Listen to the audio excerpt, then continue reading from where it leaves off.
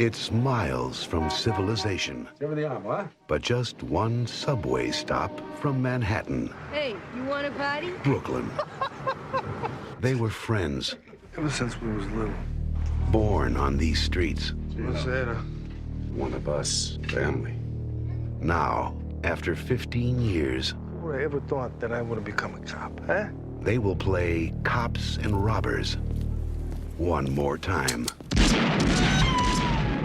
But this time, Richie got out of the car and just stepped up, bang. it's no game. 3 of his crew were with him. Steven Seagal, I know this guy better than anybody else. I know the neighborhood better than anybody else. out for justice. I'm gonna keep coming back until somebody remembers seeing Richie. You know our ways. He must be dealt with by us. Over here, Sal. Get in the car! Find this guy before you do. You know what I'm gonna do. So you still call me here like a girl? The body count's going up, Gino. I'm starting to get in a bad mood, you know? Maybe it's like a mood swing, my hormones, I don't know. In this neighborhood, someone's got to take out the garbage. Steven Seagal, out for justice.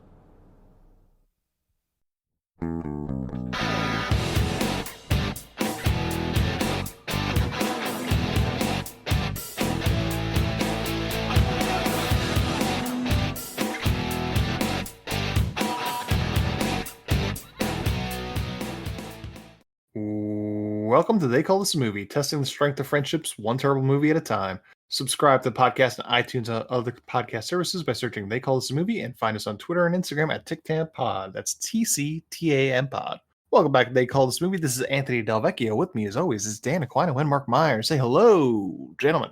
Hey, friends. Hello, everyone.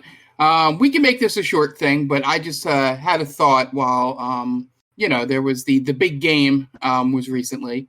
And I had a question. What is, if you had the ideal, 2 things to eat while watching, a football game in general or the big game? Do you have 2 that you go to? Because I always make sure there's a couple things at my parties. You're asking a vegan, so I don't know if you want. No. You can give me vegan stuff. It's what you personally would want there. One of my staples is guac and chips or salsa and chips. Those aren't bad. Other than that, I don't know. Sorry. I haven't been to very many Super Bowl parties. I'm not a very popular guy, I guess. Maybe I shouldn't have assumed that my family has a party every year. So whether the Eagles are in it or not. Yeah, we just hung out at my house and we didn't even have salsa and chips. So. I forget what we had. I think we might have had leftover stir fry. Yeah. Oh boy, yeah. Stir fry, tofu stir fry, baby, for the Super Bowl. That's how you make friends. I can't really compete with that answer, to be honest. Yeah. Wings and cocktail franks. Yeah. But I like the leftover tofu stir fry is a better answer. That's better than anything I would say. That just screams loneliness. But the reason I bring it up is because I wanted to see if there was a similarity between the types of food, which it sounds like we would all have. Because my mom's boyfriend, who hosted the party this year, decided to make a very Italian soup, and I don't know if both of you know it, but I'm assuming Aunt might. It's a pasta fagioli, it's like the never-ending pasta bowl at Olive Garden. Yeah, there you go. Soup, salad, breadsticks. That's one of them. He made a huge pot of that for the Super Bowl, and I'm like, and that was it. I was like, I'm going to get wings to the party because I don't know if everybody here is going to want to have a very specific Italian soup. And you're cooking way too much of it and you're going to complain that no one's eating it. So, that's the one weird thing about, when he cooks things is he doesn't cook general food to make sure everyone eats it. If he has a mind that he wants something very specific, like tofu stir fry, he would cook it. But yeah, so Sundays always involve me on Saturday or Sunday rushing to Buffalo Wild Wings at the last minute to get cooked wings because there's not enough time to get them at the party. But the one thing that sucks anymore, and I guess is that it just becomes like people start leaving because commercials aren't worth it and they don't like football. So I don't know. Maybe that's just a me thing. Yeah, commercials are over. Then nothing's worth watching anymore. It's just celebrity, and then that's it. I think the rise of the streaming platforms has probably killed commercials. Yeah. Mm-hmm. The only time I ever see commercials now is when I'm on YouTube. Yeah. So yeah, they've lost their appeal, I think. Yeah. The 90s. The 90s were the height of the Super Bowl commercial. Yeah, there's no more Blood Bowl or not Blood Bowl. Jesus, Bud Bowl. Mark is on some kind of like a dark universe kind of thing here. Well, Blood Bowl. In fairness to me, there is a game called Blood Bowl. That's like a fake football game. I'm just gonna hold you right here. You can't say "in fairness to me" to get out of saying "to be fair." Damn it, you caught that. At first I was gonna say you can't be in fairness to yourself, and then I saw what you did. You can't do it. You see, it's traumatized everybody. I think the only fun commercial this year, there's all the celebrity stuff. That some of that was okay, but I love the one that started changing the Tubi thing.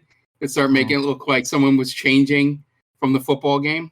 I don't know if you guys saw that one. I saw all the talk about it. I missed it. I didn't see it. Yeah, it freaked out my mom's boyfriend. He's like, "Where's the remote? Who has the remote?" There was a story I read about that commercial where a woman posted on Reddit that her boyfriend of 2 years threw a tantrum because he thought that she was changing the channel and was punching holes in the walls of their apartment. And she was like, "I think I should leave him. What should I do?" Yeah, you should probably leave him. This week was my pick, and I picked the greatest Steven Seagal movie ever made, and that's Out for Justice from 1991. It's Brooklyn. It's Steven Seagal with a Brooklyn accent. It's William Forsythe being a crazy crackhead. It's Juliana Margulies. It's so much. Gina Gershon, right? Gina Gershon. That was the sister, yeah. Tuco Salamanca from Breaking Bad has a very small role in this, but this is amazing. This is one of my dad's favorite movies of all time. Oh, I wouldn't know why. I genuinely enjoy this movie a great deal. So I want to hear what you guys where you guys are coming from with this movie. So Dan, we'll start with you. Out for Justice. Where are you coming from? So I didn't know what this movie was, and we posted about it, the upcoming episode on our Instagram, and a couple people reached out to me very excited, like, "Oh my God, you're gonna love this. This is really good." I had a family member reach out to me, like, "Oh, this is good. This is a good one." So it really pumped me up. And again, I know nothing about Steven Seagal, his movies. I've never watched a single one of his movies. And I love this fucking movie. This movie, I was hooked immediately. when he shows up in the sleeveless vest and the beret, neither of which are official cop uniforms. Mm-hmm. Oh, dude, that got me. I was like, I'm in. You, Steven Seagal, you son of a bitch. I'm in, baby. I love this movie. I love William Forsythe is just a maniac for no reason. It's drugs, man. Yeah, I didn't understand. I guess this is what we thought the crack epidemic was doing in the 90s. People would just smoke some crack and blow a pedestrian's head off for honking at them. It's just, Jerry Orbach is in it, and he has a line where he's like, "I'm too old for this shit, Gino." And it's funny because then he would be on Law and Order. Law and Order for the next 20 years. Steven Seagal, basically his his studying of the role for Gino was watching The Godfather, I think. Sure. He's like, got it. Italian accent, nailed it. he talks like Don Corleone, right? Like, you know, in this, how it used to be in the neighborhood, he'd never do that to someone. You were like a father to me, you know? Like, who does he think he is? Oh man, so good. There's a dog in it for like no reason whatsoever. There's a dog in it. It's really only for the stinger at the end. Yeah, essentially. And is he a real animal lover? He's an animal rights activist. I think one of his movies, the one that takes place in Alaska, is basically just a PSA at some point about like preserving wildlife. Wow. All right, I didn't realize that. Interesting. On deadly ground. I think Dan has a new favorite celebrity. Oh, don't worry. We'll get into the other things with Seagal later. So we're gonna milkshake duck him in real time for Dan. I read some stuff about him just from the movie standpoint, and how he was pretty much just a huge prick to everybody, and that's kind of what I assumed Steven Seagal was. You see the videos of him, and he pretends to be this judo master, right? Where the people kind of just run at him, and he lightly taps them, and they go flying in the other direction. So I realized, all right, this guy has the ego the size of the Chrysler Building, so he can't be that good of a guy. But you know, animal activist, I give him props for that. I like that. But yeah. When you have 9 subheadings under allegations and lawsuits on your Wikipedia, it's not going to be good. Yeah, that's a problem. Well, I'm looking forward to hearing that, because again, I know nothing about him, but I love this movie. In your research of this movie, did you read the story of when he said that he was immune to being choked out? So then the stunt coordinator choked him out and he shit his pants. He soiled himself, it said. I don't know why they had to add that part, but I love it. Any story that ends with somebody shitting their pants, it doesn't get much better. I think that really tells you everything you need to know about Steven Seagal, where because I think with a normal person who like, yeah, he got choked out, and that would be kind of the end of the story. You know, Steven Seagal got choked out and he shit his pants. Mm-hmm. Just to really dig into them. Yeah. Mark, where are you coming from? Yeah. Out Justice. So I'm glad to hear and that this is your dad's favorite movie, because I was watching it going, this is just a Jets mention short of being like in the life of Tony Del Vecchio. Bensonhurst is the neighborhood. Shot him on 18th Street, just right over there. I would say I really love this movie. I said to you guys, off pod, that the thing that's taking this from having the chance of being like a legitimate, like higher rated movie and all that is just having someone do the acting scenes better than Steven Seagal. The rest of the story is all very basic, and you can put a really good, maybe even generic movie together that would get a higher Rotten Tomatoes and stuff like that. But for Steven Seagal movies, it always goes back and forth with me for this and Under Siege. The 2 movies I really like from him. And yeah, this one reminded me why I think Out for Justice is number 1. It's just everything surrounding it, with all the very New Yorkness of it, or probably Brooklyn specifically, of it. And just all the stuff a lot of stuff that was taken like straight out of Godfather and Goodfellas. Well, no, that came later. But yeah, definitely Godfather. 90. They're both 91, I think. Yeah, so a lot of the scenes with the mafia stuff is very reminiscent of that. And I had just played, oddly enough, Grand Theft Auto 3 for our Game Ball pod. So it's very much in the headspace for a New York Italian mob movie. Everything in this is great, just from the way Jerry Orbach just lets him become a a vigilante. And he's just like, oh, here's the shotgun. Go do what you have to do and call me when they're bodies. That's essentially what happens. Right, even the other cops in that scene, like, go get him, Gino. Yeah. Wait a minute. You guys are supposed to do detective work here. Yeah, this movie is not helping the ACAB notion. But they're not from the neighborhood, Dan. That's right. So, right. You want, it's one of those things where now it's street justice. Yeah. Nobody knows these streets better than me. Nobody knows this neighborhood better than me.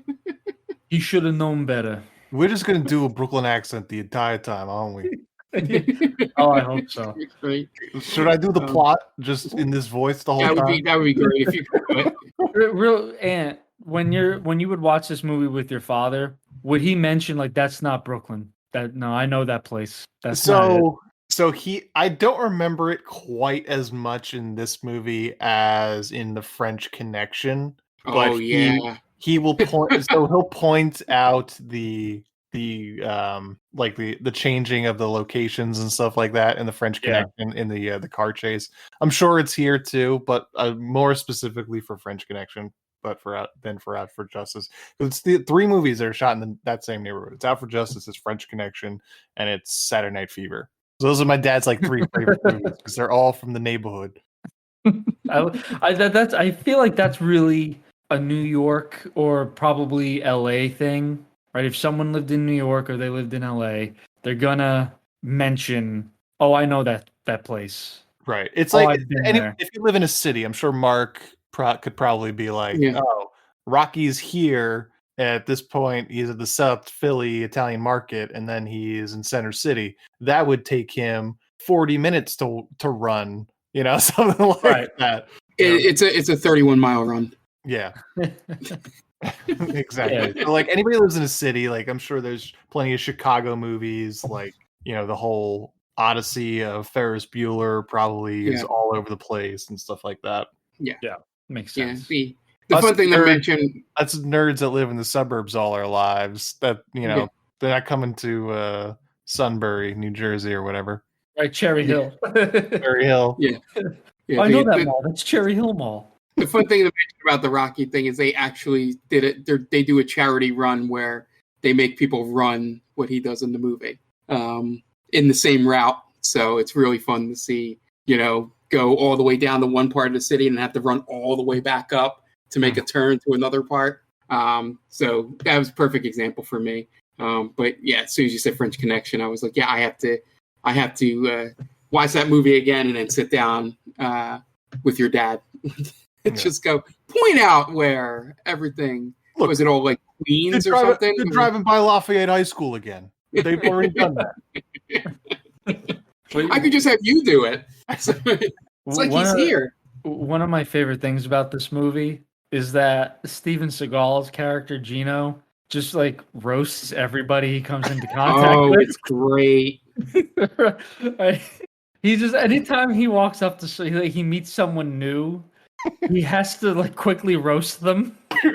Yo, fuck nuts. Yeah. I don't. Was that in the script, or did he just feel like, yeah, this is something that my character would do in this moment? He's a wise guy. If that was the only times he talked in the movie, were the confrontations and maybe talking to Jerry Orbach, it could be a little more tolerable. But having the emotional scenes where he talked about the history of the neighborhood. Yeah. And my dad used to go around and sharpen knives, or that story. But yeah, the whole thing's ridiculous, and I guess we'll get into the fact that apparently this guy can speak 3 languages fluently. I know Japanese is one of them. Yeah, he can. Then it's 4. He can actually, in real life, Steven Seagal can speak fluent Japanese. What he can't do in real life is speak fluent Italian and Spanish. But yeah, that made me laugh. How I could just instantly go. The Italian can understand, but I'm like, would he? Is he that dedicated? Is he supposed to be that good of a cop that he learned Spanish too, so that he could talk to the people? Right. He cares about the community. Yeah, absolutely. And he wouldn't be one of those people who are being the ones get out of my backyard. Real quick, Did any of you guys understand what the meaning of this line was when Gino goes up to Rich? When Gino meets Richie's sister, played by Gina Gershon, he's like, "Oh, how you doing?" She says, "I can still get it wet." What is that? Like, I think it means exactly what you think it means. so now, is it her? Yeah. Her lady bits. Yeah. Okay. Well, yeah, she's like 28, 30. I'm hoping. Yeah. What does that mean? Yeah, he has the great line when they're in her office, and she goes, "What, do I have to blow you in the corner to make you forget it?" And he's like, "I wouldn't forget it because you weren't that good anyway." That's what I'm talking about. He did he roasts everybody. It's pretty great, to be honest. I fucking loved the pool hall scene. That's It one of might the be pool hall one of the scene. greatest.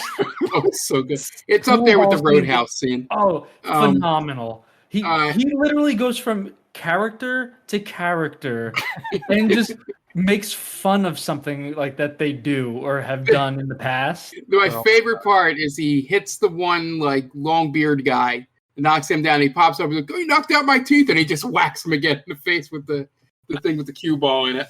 He's nothing without that badge and that gun. Yeah. Oh, the background ADR is so good in this movie. Like the first scene is Seagal and his partner Bobby. I'm assuming, right, Bobby? Yeah, that was Bobby. Right. Yeah, they're in the truck and they're having a conversation, and in the background you can hear a woman getting beaten by her pimp. Clear as day. Like they're just talking. All just bitch, where's my money? Boom, boom, and they're just having a full blown conversation. And the other great parts of Gino was when he confronts the friend's wife at the end. Oh yeah, He's just roasting her after like a day, like not even a day after losing her husband. Yeah, her husband was killed, and he's just like going in on her. Like hours before that, because I think it's the same day. Oh, so good. Yeah, it made me fall in love with his character. Just how he goes from person to person. It was like Michael from The Office. When he walks in, just boom, roasted. I wanted him to say that to each character in the pool hall. Just walk up to say, "Hey, blah blah blah, roasted." I love that pool hall scene. Just between that, then you got the mafia guy that just can't stop saying, "You're nothing without that badge and that gun." I'm telling you guys, he's nothing without that badge and that gun. It was the only line he could remember, Ant. $5,000 for the guy that brings me that badge and that gun. And then him just saying, "Anybody see Richie?" Oh, like my 100 God. times. Then him throwing that one dude into the payphone twice. Yeah. For good measure. That made me laugh out loud when he did it the second time. And then when Sticks pops up out of nowhere, "Get him, Sticks!" It's like this with pool. Did you read the background on Sticks? So Sticks is like a real dude. He taught Bruce Lee. He's that guy. Yeah. He's the guy. Yeah. And I'm sure he's really talented at what he does, but in this film, they're just flailing pool cues at each other. Because that's all Steven Seagal could do. Yeah. I felt like I could set that scene to some classical music, the way that they like hit the sticks together. It's like da da da da da da da. It was so perfectly done. The choreograph of it. I loved it. It's just everything in that scene was poetry. It's hashtag cinema. It's so good. I currently have his in IMDb page up right now, and there's a video that is auto playing, and I can't tell if it's like one of his current movies or if it's a beer commercial, because it looks like a beer commercial, but it also might just, oh my god, it's one of his real movies, because now it's showing the credits. I thought it was a beer commercial though, because it just looked like it was supposed to be a joke that he was in on, but no, I don't think he was at all. Oh boy, this was bad. I don't know what movie this is, but yeah. But this is, getting back to Out for Justice. Absolutely. I love this movie so much. That's the pool hall scene, and what I love about the ending. I love the fight between William Forsythe and Steven Seagal because it's so funny to me because it's William Forsythe is picking up anything that's not nailed down and trying to hit him with it, and then he immediately loses it. Gino takes it and then just uses it and hits him with it.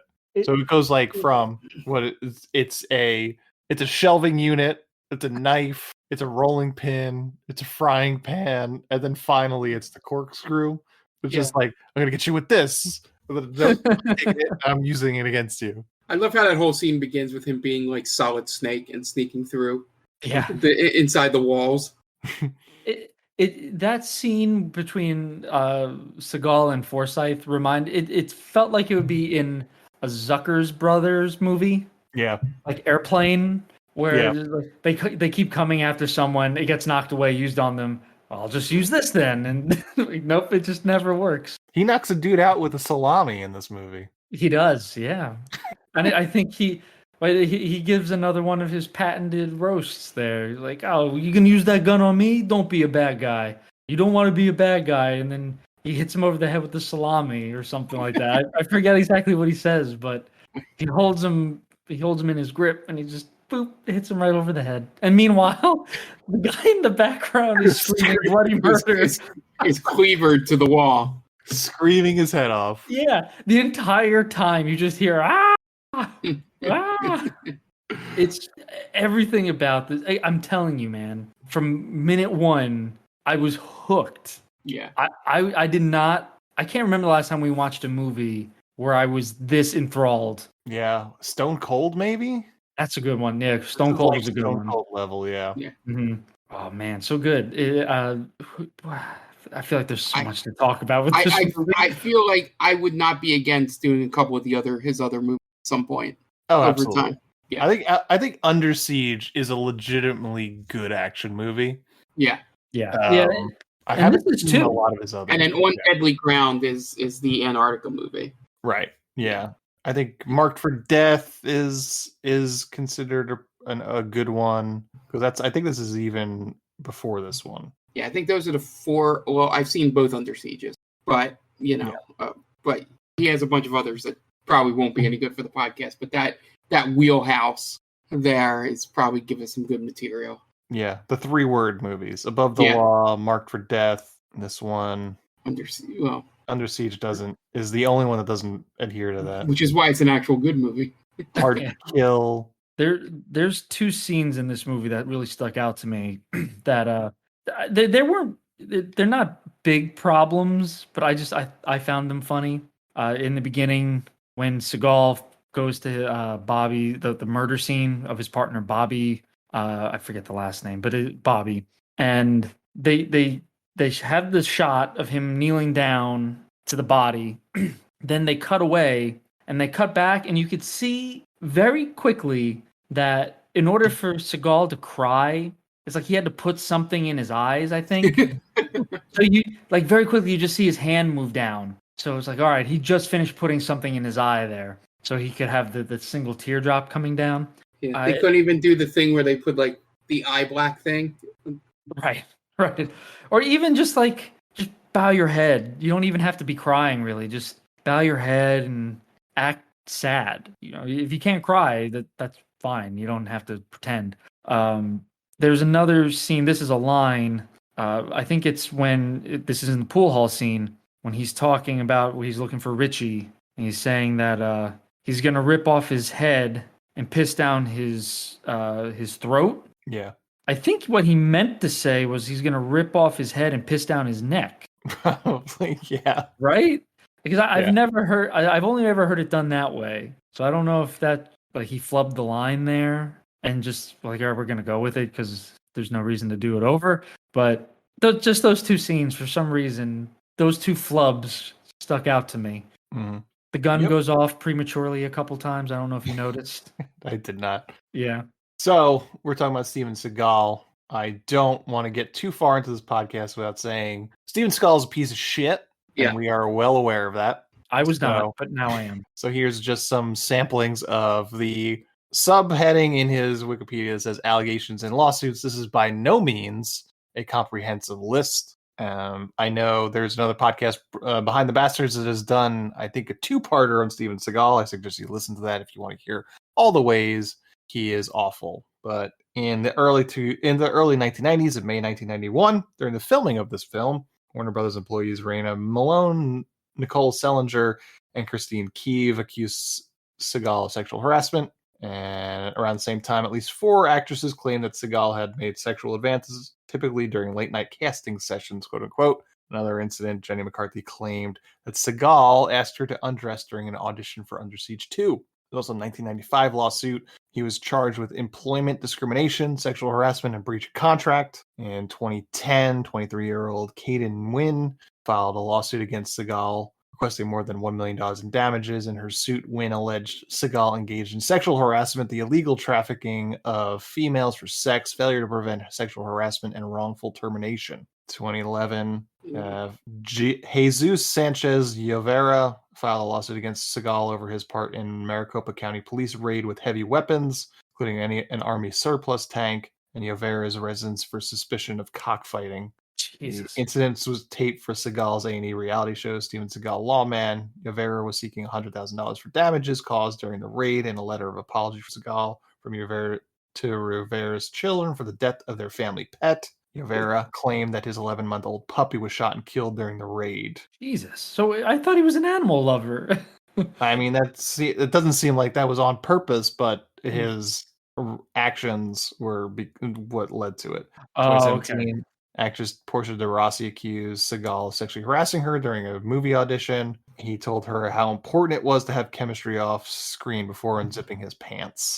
Well, that definitely wasn't going to work on her. So yeah. On appearance on Jimmy Kimmel Live, Katherine Heigl alleged on the final day of shooting for Under Siege 2 that Seagal told her that he had girlfriends the same age as the 16-year-old Heigl. Kimmel responded by displaying a photo for the film's promotional tour showing Seagal's hands on Heigl's chest while they posed for a photo. Yeah. So, and there's more too. But there's more?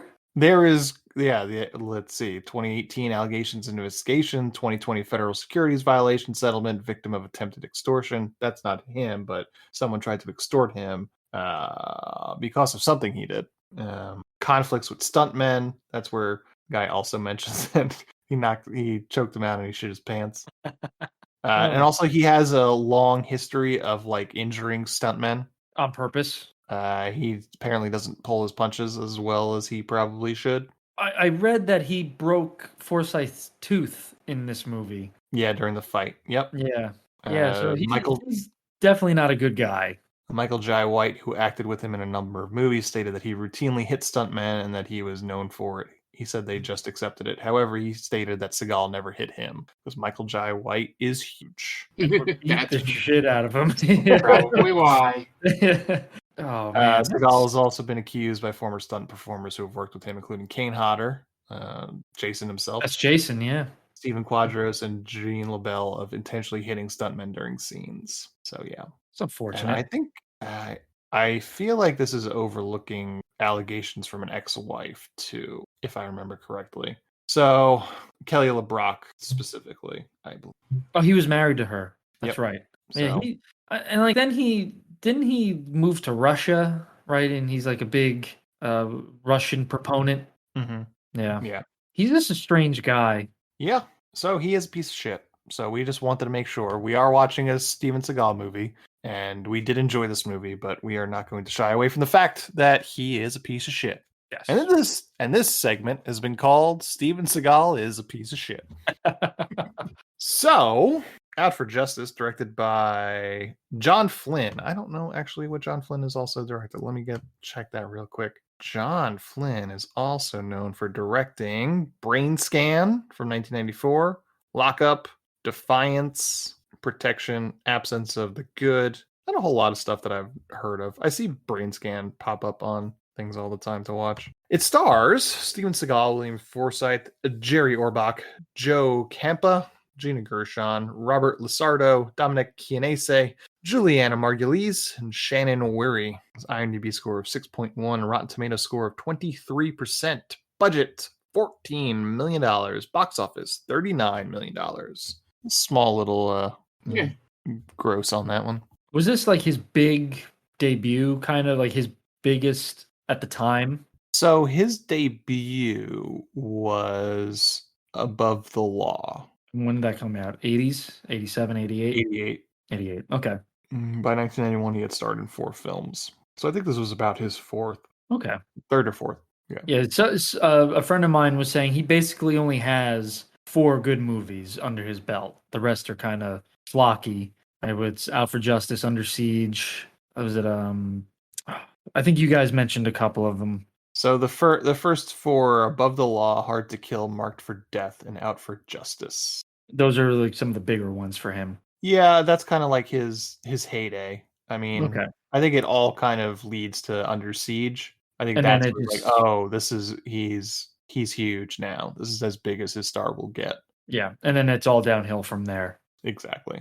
He still had On Deadly Ground that eventually came out, Under Siege 2: Dark Territory, Executive Decision, Glimmer Man, Fire Down Below, and then that's Fire Down Below. I think is his last true attempt at a movie. That was 97. I don't really see anything that was Exit Wounds, I guess, in 2001, Half Past Dead. But He's in a movie with DMX, isn't he? That's Exit Wounds, yeah. Exit Wounds, okay. Exit Wounds. Yeah. But I think Fire Down Below is kind of commercially unsuccessful. There's another one where he plays an EPA office of enforcement and compliance assurance agent fighting industrialists dumping toxic waste in the Kentucky hills. I think that there's probably that huge ego part, and he never got as big as, say, a Sylvester Stallone or Jean-Claude Van Damme. Certainly not a Schwarzenegger. So I think that's kind of that coupled with his ego, right? Just really sent him over the edge where he thought he was big, but he knew he was never going to be that big, and he just turned into a huge dick. You guys want to get into the plot? Let's do it. Yeah, why not? All right. Dan, what you got for us this week? All right, guys. So if you listened to our episode last week, we had our friend Tia on, and she plugged her podcast, the Top 10 with Tia. She's over on YouTube. She's over on Geek Vibes Nation. So if you go to gvnation.com, or I think it's geekvibesnation.com. If you go there, search Top 10 with Tia, or if you go on YouTube, go to the Geek Vibes Nation channel, like and subscribe, hit that like button, smash that subscribe button, and go give them a look. Okay, great. And we are going to take a quick break, and you guys are going to listen to messages from friends of the podcast. So we will be right back. Hey everyone, this is Steve. And this is Adam. And we're part of the Hop Nation USA podcast, Pittsburgh's #3 craft beer podcast. Join us every Friday for new beer reviews. We'll talk about the news, history, and homebrewing. Plus, we'll sit down with the best brewers and industry personalities that'll have us. So whether you're a casual drinker, a hazy boy hophead, or even if you're a whale hunting cellar hoarder, just search Hop Nation USA on Apple, Spotify, or your favorite podcatcher and join the nation.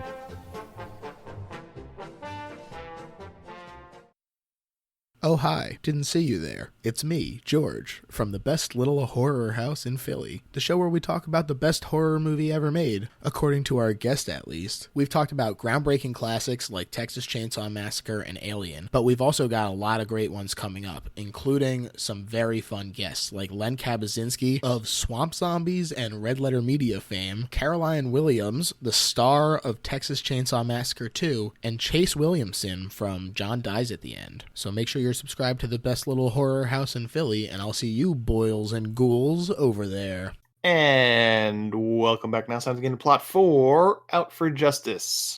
We open on a quote from playwright Arthur Miller, because, yes, that movie needs that sort of class.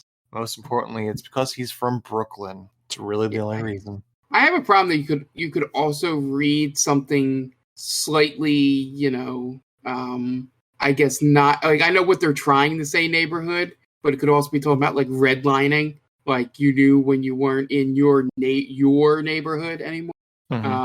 Especially New York, back in the time period with Arthur Miller. But yeah, I think they were trying to get it, as you will talk about here, more of a feeling than an actual, what I think Arthur Miller was talking about. Okay. Then we fade into the wrong side of Brooklyn as pimps and prostitutes walk around in broad daylight conducting business. One of the pimps gets out of his car and starts shaking one of his girls down, looking for money that she owes him. And from across the street, Steven Seagal, playing Gino Felino, watches the scene from a van with his partner Bobby. Yeah, I like going back to the pimp real fast, and he goes, "What do you think? I work for the phone company?"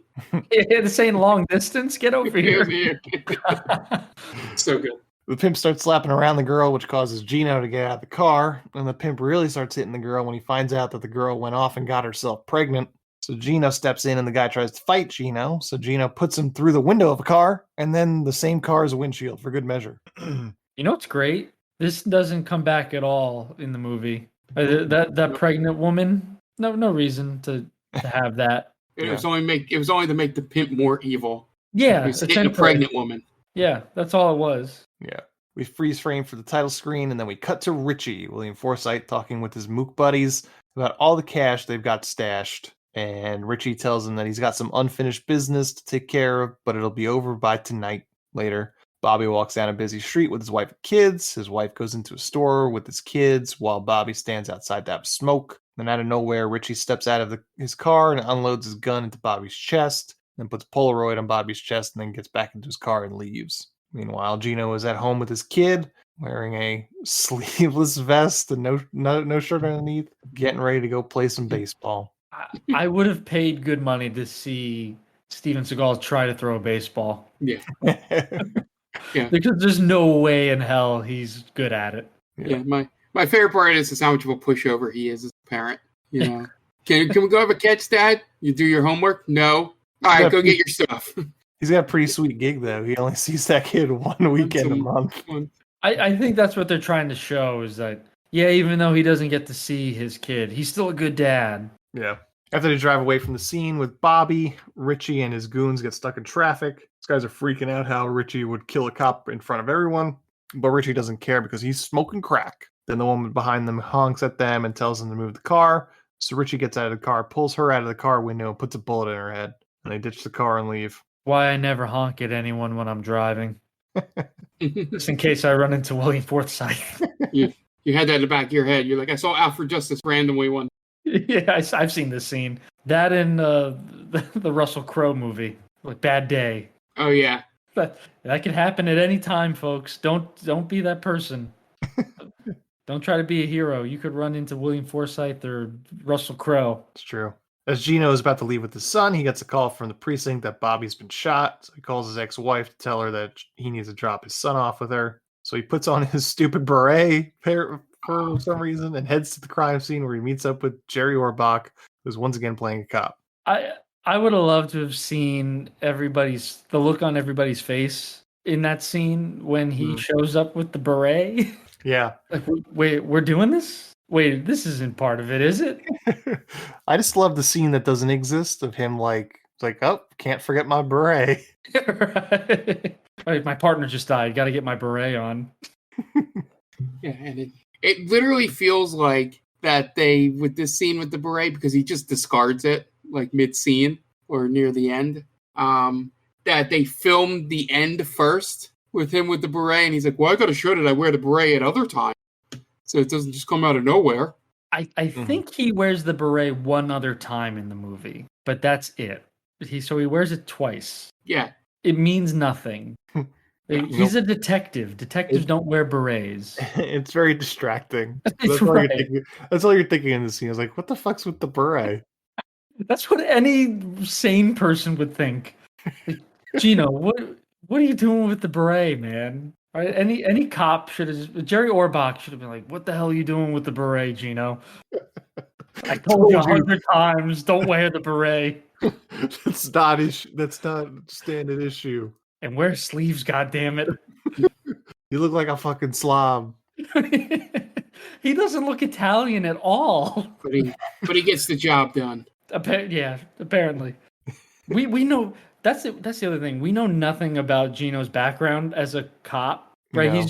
He's well known in the neighborhood. That's about it. Nobody knows the streets better than him. Nobody knows the neighborhood better than him. Okay, if they say so. Look, he said it, so it's got to be true. It's got to be true, yeah. Would a man in a beret lie? Yeah. Jerry Orbach tells him that they're going to squeeze the mob until they give up Richie, but Gino vows that he's going to find Richie first. His ex-wife shows up at the crime scene for no reason to tell Gino that he's too close to the case and he should let the other cops handle this. Just to bust his balls. Yeah, but he says he's going to find Richie because he knows the neighborhood better than any other cop. That's not how it works. The mob gets the call about Richie killing Bobby, so the boss sends his guys out to find Richie before Gino does, but tells his guys to leave Gino alone. Gino then goes to a restaurant to talk with Don Vittorio, which is such a stereotypical mob person name. Yeah. Don Vittorio disavows Richie and says that this move from Richie shows him disrespect, so he wants the mob to handle Richie. Gino tells him that he's going to look for Richie as too, and God forbid if he finds him first. I feel like it's we're also going to kill Richie. We're also one way or the other, he's dying. Yeah, it's like we're simpatico. We're speaking the same language. But it kind of threw me through a loop because never do the cops and the mob work together in a movie. Mm-hmm. So I was fully expecting, Don Vittorio is just telling Gino, like, oh yeah, listen, we're gonna get him, trust me. He's making me look like a fool, blah, blah, blah. And I thought it was going to be, he was actually shielding Richie, like, oh yeah, no, I wouldn't allow this. But he's trying to get into the drug business or something. You know what I mean? Yeah. So he's using Richie. Yeah.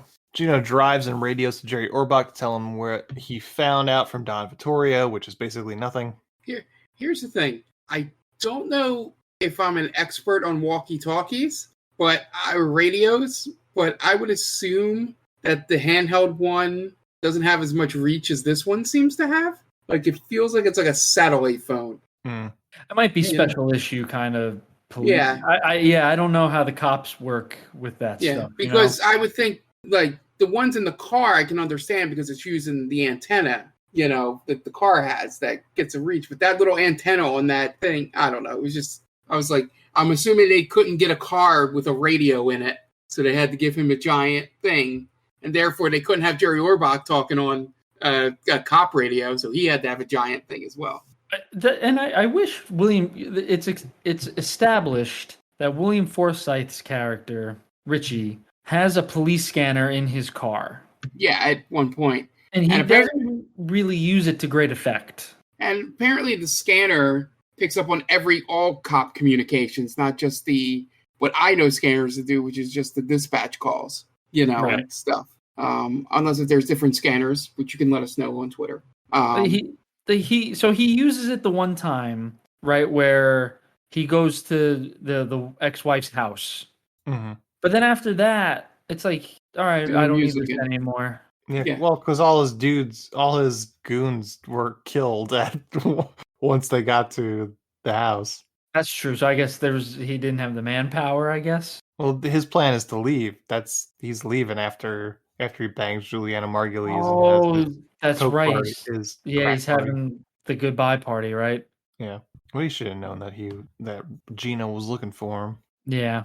That Gino says in the beginning, like, he'll run, but he's not leaving Brooklyn. Yep. The car in front of him that has "Kill 'em all, let God sort 'em out" bumper sticker.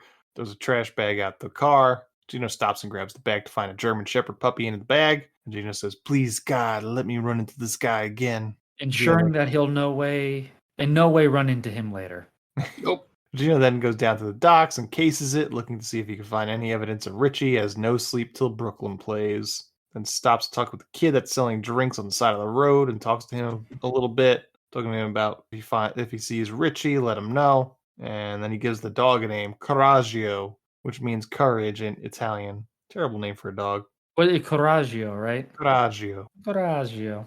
There's a podcast I listen to, and one of the hosts has his dog with him, and he's Italian. So he always calls his dog is Lulio, il cane di strada italiano. So it's Lulio, the Italian street dog. So whenever he would say Coraggio, I just kept thinking of Lulio, the Italian street dog. Okay. It's nothing great. I love the Italian name for dogs. I was also thinking that kid's overcharging for those drinks. It's like What was $7 it? in 1991 money. For 6 seltzers too. Right, so more than $1 a seltzer. Yeah, you could get seltzers for like 89 cents a bottle right now. Kid's got to make a living, man. Guess so. Well, his mom's off the drugs, so she should start working now. Well, I was gonna say he's probably supporting the family, right? Yeah. So you listen. I understand. Yeah. I'm not happy about it, but Gino Felino, he'll throw him the $7.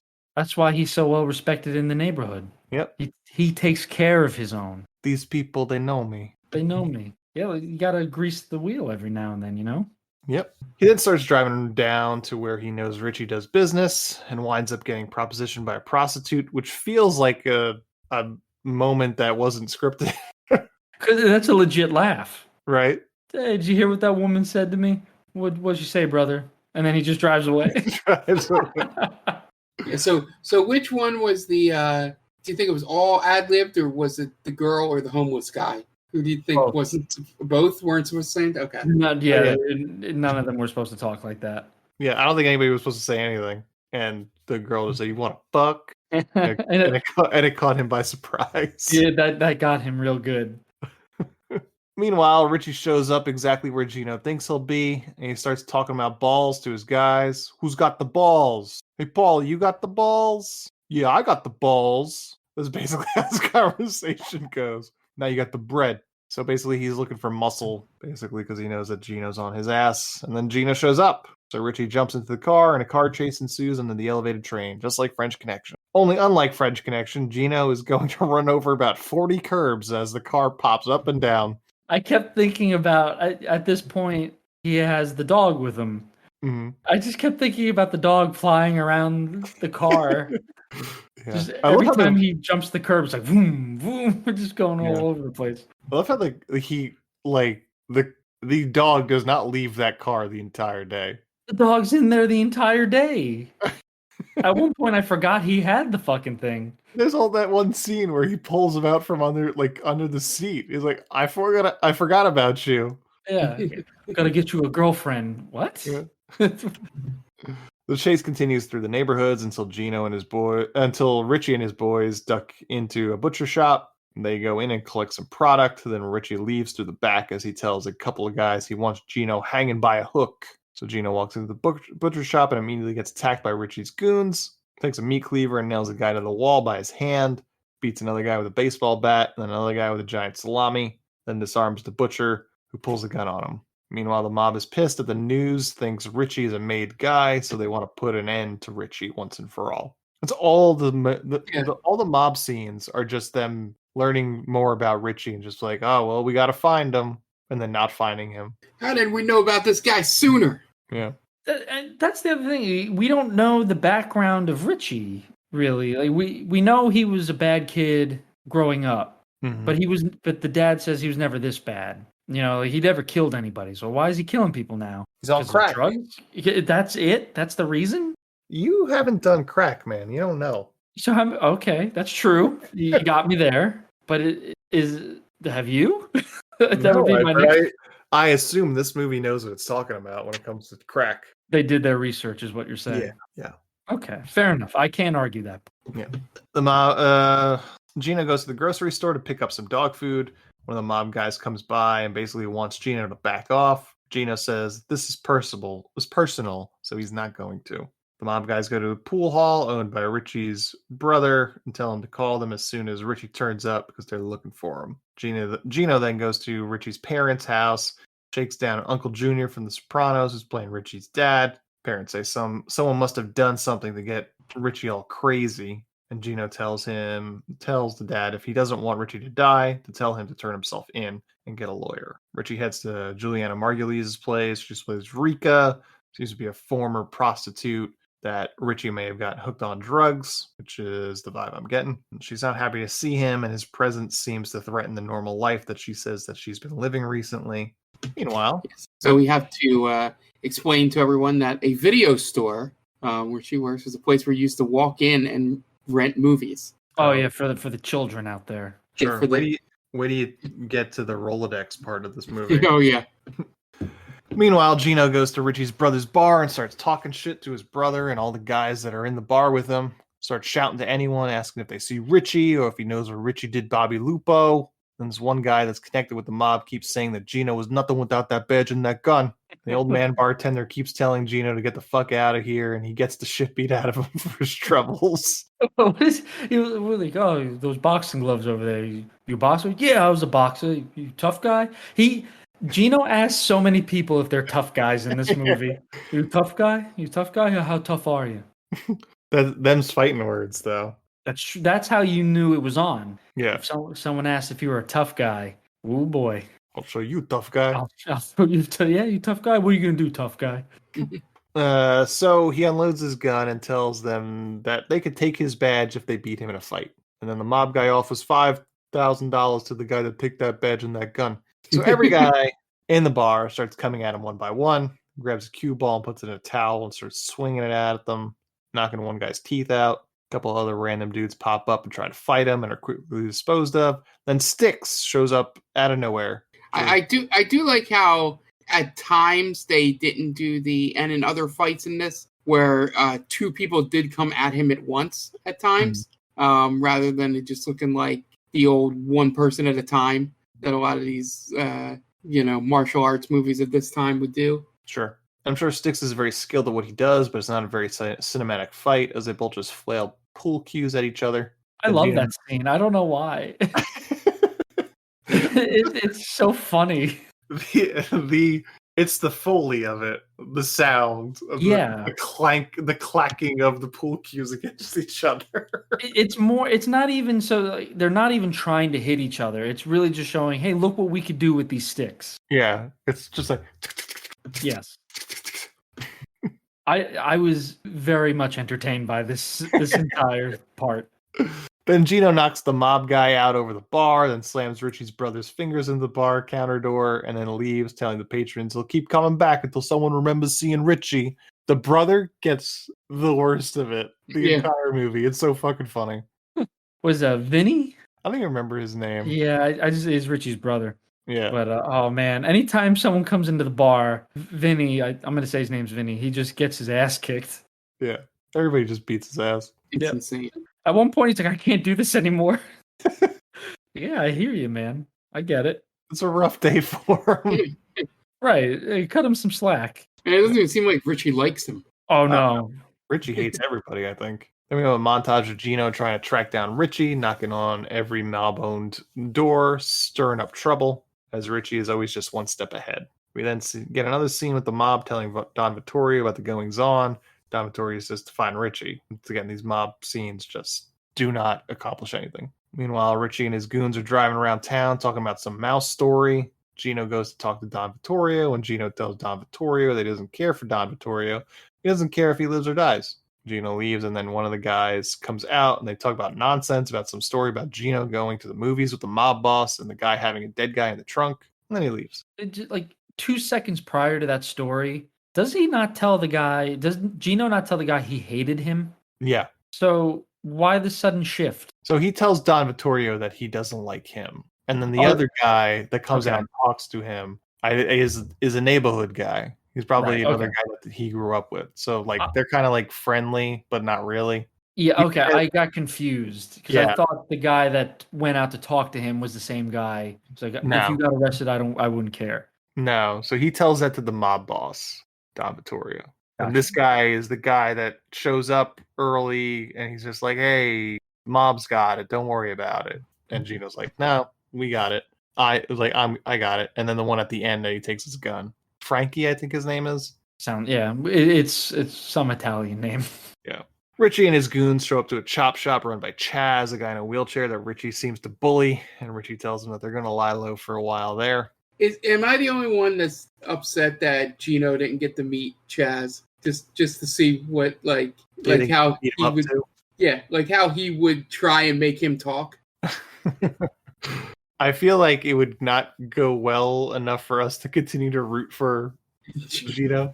I wonder if he had that originally in the script and everybody was like, Steven, we can't add that. Yeah. I know you've gone after everyone else, but I think this is one step too far. like slams his hands in like the hood of a car. Like, oh, your legs don't work, now your fingers don't. Gino then goes to Richie's sister's club and starts asking her around about Richie. Then immediately a waitress gives him a drink so she could slip him a napkin with the name Roxanne written on it. Then Richie's sister Patty, Gina Gershon, shows up and they talk. And Gino starts pushing her around and drags her into her office to interrogate her about Richie. So then he starts just tossing her office and throwing her around until he finds a gun in one of her drawers. So he then arrests her for carrying an unlicensed weapon. Back at the chop shop, Gino is getting super cracked up and asks Chaz to hook him up with a car that has a police scanner. And then Richie starts harassing Chaz again about having a party and getting laid. Chaz says he hasn't gotten laid since 1969. And I like how this is like some kind of spoken fact between them. He goes, "You know, Richie, I haven't gotten any since 1969." Yeah, very specific. Yeah. Well, I'm assuming he went to Vietnam and that's why he's in a wheelchair. Yeah. Oh, good point. Yeah. So, 1969, like everyone knows that his dick don't work. And he really gives him the business for it too. Yeah. What have you been doing? Jerking your gherkin? Yeah. Come on, Richie. You've already amassed quite amount of bodies tonight. Don't add one more. Wow. Yeah, as we see. Yeah. Meanwhile, Gino brings Patty down to the station and puts her in a holding cell, telling her he's going to charge her with prostitution. Back at the chop shop, everyone's getting nice and drunk and high, and Chaz starts asking Richie why he killed Bobby. Richie starts to get agitated about this line of questions. And then the cops show up and start storming the chop shop, so Richie assumes Chaz ratted him out, so he shoots him in the chest, and him and his goons leave. Back at the precinct, Gino finds Polaroids of Bobby and a woman that is not his wife having sex, but they also look super staged. Yeah, and also, is that like an entire bag of drugs that he pulls out of the drawers? Yeah. That's just not ignored. What cop leaves a mountain of cocaine, stacks of cash, and incriminating photos of himself in his desk drawer at work? Yeah. That apparently is very easy to pick. You're literally surrounded by people who are going to try to stop that. Yeah, a married one, because he can't bring it at home. I can't let my wife find this stuff. Right. And she already knows about it. Yeah.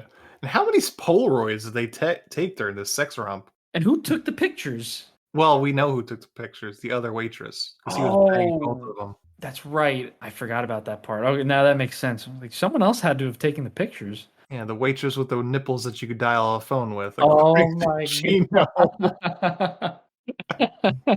We don't even see them. Another zinger for Gino. The patented Gino zingers. We don't see her nipples. Nope. So she's well endowed, sure, but yeah. Where did he get the nipples from? I don't know. It's so fucking weird.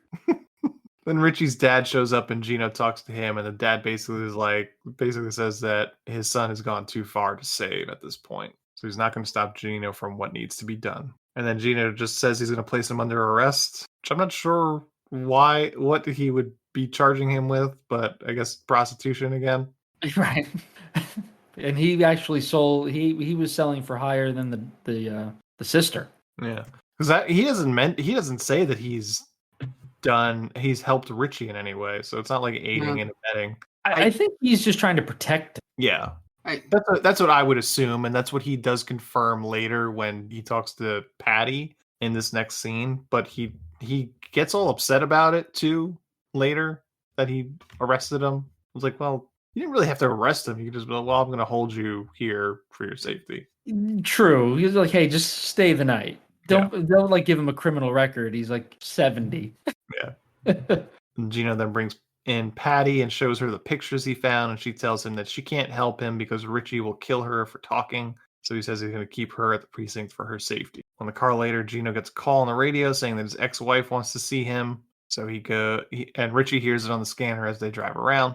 So he goes to her place and he meets with his ex, and she starts to say they might want to get back together. And they go into the apartment and talk. Gino talks about how his old man came to the country and made a living sharpening knives and scissors for the neighborhood, and how eventually people didn't need his service anymore and his dad died without purpose.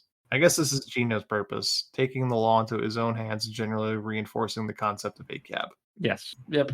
Vigilantism. Yes. After the story, Richie's goons show up and a gunfight ensues. Gino puts his ex-wife and kid in the bathroom as the gunfight continues. Gino makes quick work out of most of the guys, manages to toss one guy off the fire escape to make sure he doesn't shoot an unarmed man. He's got standards. Right. But now that's murder. Yeah. So, but it's okay. It's 1991 New York, so. Yep, this is pre-Giuliani. Yeah. So he'll be fine. He tripped. I don't know what happened. Yeah. Gino calls for the police to come to his apartment. When they come, and he puts his ex-wife and kid in a cruiser to go to safety. Meanwhile, the mob shows up at Richie's brother's bar and shake him down and rough him up for good measure as they're trying to find Richie. Gino goes back to Patty's club and finds the waitress that slipped him the name Roxanne. She says that Roxanne is Richie's girlfriend, and she thought that's who Gino was looking for. He shows her the Polaroid, and she gets upset, so he takes her to the office. So there she tells him that the girl in the picture is Roxanne, and Roxanne and her were fucking Bobby. She tells Gino Roxanne's full name, and he finds it in Patty's Rolodex, and he puts Terry in his car, and they drive off. Mark, do you want to explain what a Rolodex was for the children? So kids, a Rolodex is, when you're going through your contacts on your phone, swiping up and down? Well, imagine you turn the dial to find those phone numbers. And it's on paper. It's paper. Paper. Yeah, not digital. Not digital, on paper. And you had to hope to God that people knew alphabetical order when you were turning through that Rolodex, or else you were never going to find the people. Oh yeah, or if the paper was in some way damaged. Yeah. Oh, that the handwriting was poor. There was no backup. Yeah, that's how we survived back in the 90s. It was so much easier to commit crimes back then because of And going back to something earlier, they used to have to dial phones with holes in it, where you put your finger in to dial the phone. So that's what Gino was about earlier. Go ahead, Ann. I think about, because Andy just saying how much easier it was to commit crimes. I think about how anyone gets caught, because like in like the 1700s or the 1800s, how did anyone get caught? You had to be a huge screw up to get caught, I'd imagine. Yeah, we're that's why we're too smart to commit crimes. Dan. I'm too much of a pussy to do it. Well, no, that's what I mean. Like, we know like the consequences and stuff like that. Also, I hope you realize that I just said that I'm not worried about committing crime. It's like my reason was I'm a pussy, and not that I wouldn't just do it because I'm not a bad person. I think I just freely admitted on the podcast that I'll commit crimes.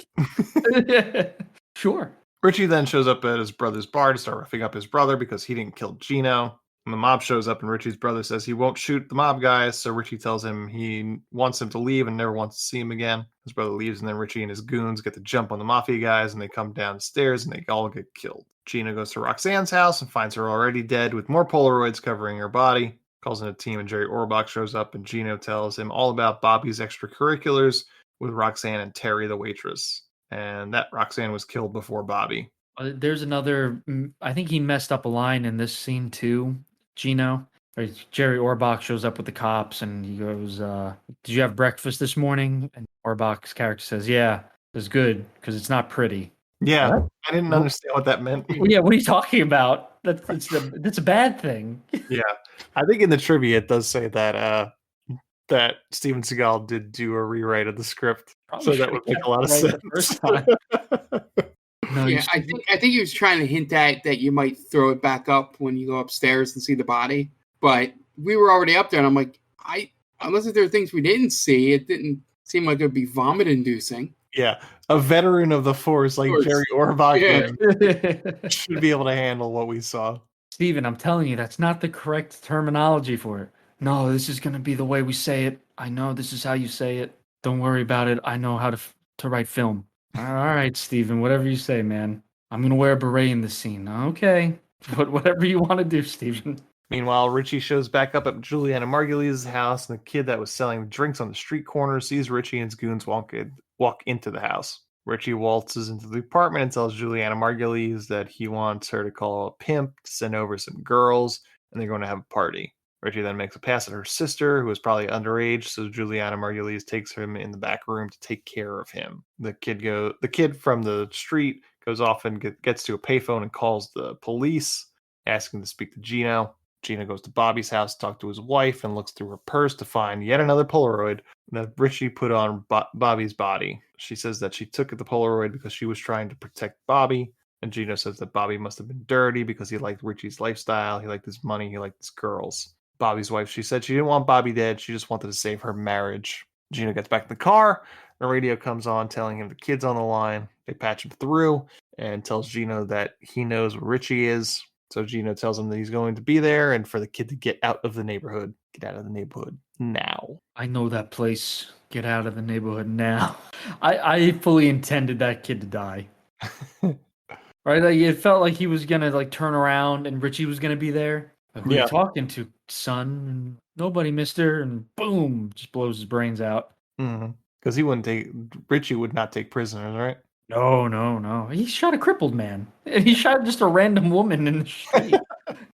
Richie don't give no fucks. Oh man, he's a pretty underrated villain in the 90s. I think he's just too cartoonishly evil. Right. Yeah. So Gino shows up with a shotgun to the apartment as Richie and his goons are partying with some hookers and some crack. Gino sneaks in and manages to make it to the kitchen, telling them all to put their hands on the table. One guy shoots at Gino from under the table, hitting him in the side, and then a gunfight ensues. The girls all scatter, and Gino takes the goons out one by one. Even manages to shoot one guy's leg clean off. There's another moment where the ADR, they were definitely looped his audio. Right, because he's going after the next goon, and you hear the guy with the missing leg now. Like, he shot my fucking leg. Yeah. So I was not expecting that. We skipped the scene. Well, we didn't skip it, but we forgot to mention when Richie sends his goons after Gino's ex-wife. Mm-hmm. They have the shotgun is just on top of the refrigerator.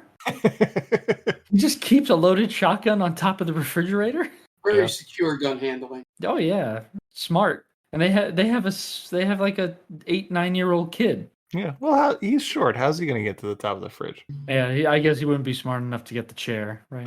I mean, that kid's not finishing his homework, so. Right. Yeah. So maybe he's a dumb shit. I don't know. Yeah. His dad is Steven Seagal, so. What was he? Yeah, he blows the guy's leg off, but then he just moves on from him. Like, all right, he's done. Yeah. He still has his gun in his hand. He could probably still shoot you, but whatever. The damage is done. He eventually finds Richie in the bathroom, and Richie comes out with a gun to his own head, but it's empty. So Gino says, "Too bad. It would have saved you a lot of pain."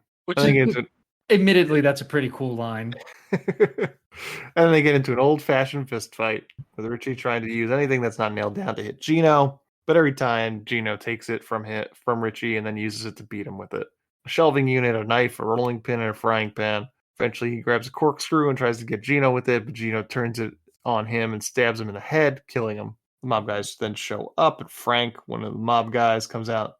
He comes in and sees Gino shot. Gino takes the gun off his belt and shoots Richie a bunch of times. Tells Frank, "Tell the boss you had to do what you had to do." And dump the body in Jersey. It's one of my favorite moments in the movie. It's like, oh man, you did such a good job. Yeah.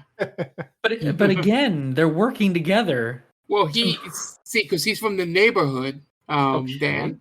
Yeah. He understands that letting Vinny, right, is this guy's name or whatever? I forget. Frankie. Letting him tell the boss that he got the kill will help him become a better made man, or maybe a made man. I'm not sure. Because he tells him that, right? They tell the story where it's like, oh yeah, I was never better than you. I always wanted to.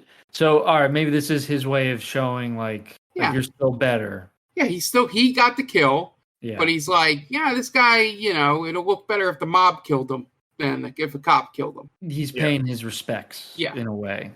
Okay, that makes sense. He got what he needed out of this confrontation. He actually killed Richie because it was personal, but he doesn't really even want to deal with getting rid of the body. That's whatever. It's just that he doesn't want to deal with. Exactly, Mark. Yeah, doesn't want the paperwork. Doesn't want the hassle of having to hide a body. Yeah, let the professionals take care of it.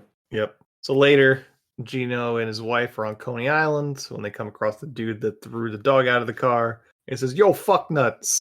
and then gets into an altercation with the guy and just beats the shit out of him. And then the dog walks up to the guy and pisses on his face and walks on. And that is the end of Out for Justice.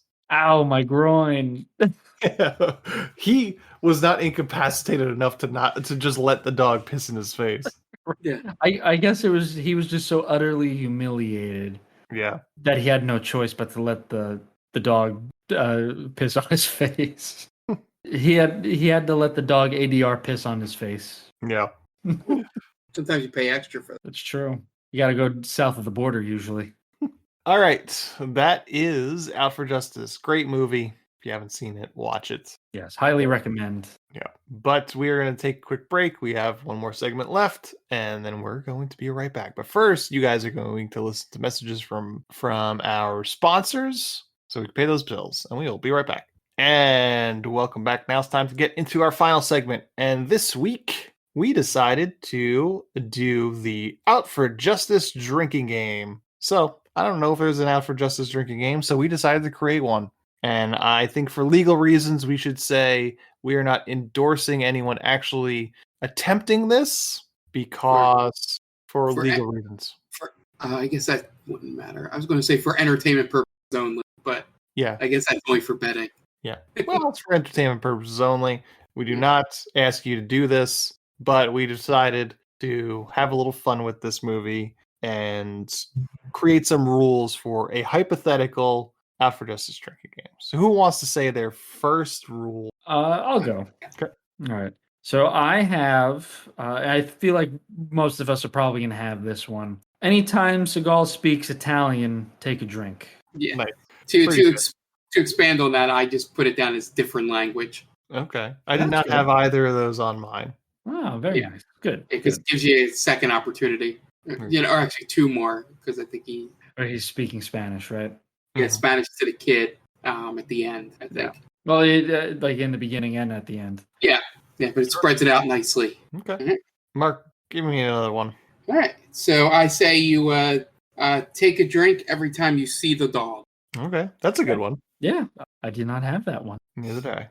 I have take a drink when Gino, our hero, is openly misogynistic to a female character.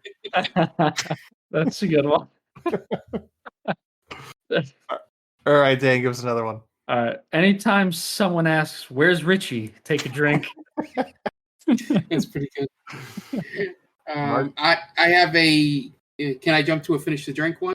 Sure. Because I don't know if you noticed this. Because it happens 3 times in the movie. Finish your drink every time you see a Mets hat.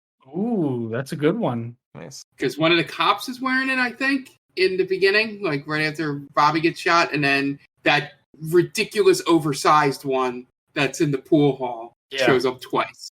Okay. I won't force you to down it each time it pops on screen, but both pool hall scenes and that opening scene where he gets the shotgun, I think there's a guy with a Mets hat on there. Gotcha. I have take a drink anytime that one guy says that badge and that gun. That's good. That's good. What do you got, Dan? Anytime Gino roasts someone for no reason, take a drink. Yeah. So I just had the generic take a drink every time you see a mustache. Okay. Again, please don't do this. Yeah, I would never recommend doing a game created by anybody on the podcast. Yeah. I have anytime Richie smokes crack. That's good. I have along the same lines. Anytime Richie points a gun at someone, take a drink. I have take a drink every time Jerry Orbach shows up. Good one. Okay, nice. I have anytime Richie grabs another weapon in his fight with Gino. Pretty good. And then I had a. Should I wait for your full drink ones before I give a second one of that? You could do it. If you want to go, okay. Go ahead. Second full drink is each time he wears that fucking hat. Right, yeah. I have, for finish your drink, I have 2. I have finish your drink whenever a bad guy actually lands a hit on Seagal, which I think is only twice. Yeah. Once in the pool hall, he gets hit in the leg. Yep. And then at the end, he gets shot in the side. Yeah. My finish your drink was when Styx makes an appearance. Yeah, Oh, you got another one, Mark? Yeah. Go ahead. Take a drink every time he talks about the neighborhood. Oh, that's a good one. My last is finish your drink. Anytime someone manhandles Richie's brother, finish your drink. I also have a couple left. I have anytime Gino says Richie. Yeah. And also anytime Richie kills someone. I like it. Yeah. Those are all very good. I was thinking of take a drink for every shot that Richie uses to kill someone. I was going to do something along those lines too, but I'm not sure what I would do for it. I'm trying to think. I had a couple that I was originally just to amend the neighborhood one, and not that we're really going to make this. You could play with it. You could say every time, he mentions Brooklyn or the word neighborhood, could be a way, especially if you're doing a bunch of these. You don't want to have you want to have things that come in chunks, or at least that's what I've seen from some drinking games. Right. So the Richie, I think it's 4 or 5 shots on Bobby, would be a good time for a couple quick drinks, and then the other ones that we mentioned. But yeah, the one liner, the boom roasted one is pretty good. I like that. It's just out of nowhere. I love it.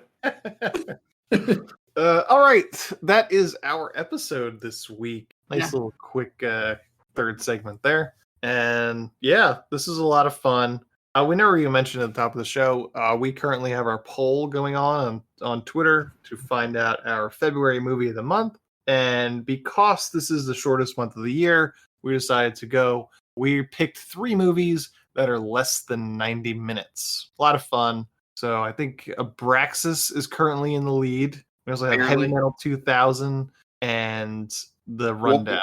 Walking Tall. Might as well have been The Rundown. Unfortunately, I think The Rundown was over. Nuts. Yeah, I couldn't tell you the difference, honestly. I know they both star The Rock. Yeah. Yes, it's an hour 45. The Rundown. Too bad. Oh. I was pretty sure when I was looking up that answer that I like rock movies because I couldn't remember the name of that one to begin with. And then I saw Walking Tall is one of the first ones that pops up, and it said a minute 28 or an hour 28. And I'm like, all right, I guess I'll just pick that one. Okay, sounds good. So you have a few days left to vote for that. Actually, I think you got a day left when this episode airs. So head over to TikTam Pod on Twitter and vote.